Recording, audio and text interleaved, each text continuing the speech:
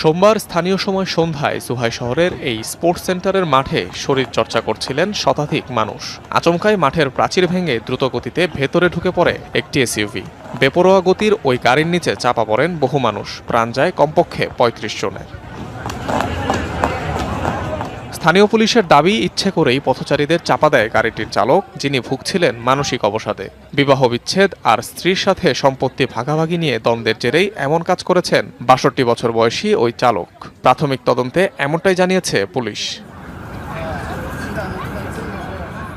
ঘটনার পর পালিয়ে যাওয়ার সময় নিজেই নিজেকে জখম করেন চালক মিস্টার ফ্যান। কোমায় থাকার কারণে তাকে জিজ্ঞাসাবাদ করতে পারছে না পুলিশ।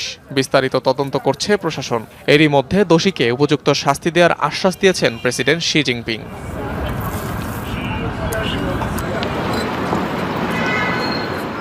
১৪০ কোটিরও বেশি জনসংখ্যার দেশ চীনে এ ধরনের ঘটনা নজিরবিহীন। কিন্তু সাম্প্রতিক সময়ে দেশটির জনসমাগমপূর্ণ স্থানগুলোতে সহিংস আক্রমণের মাত্রা বেড়েছে।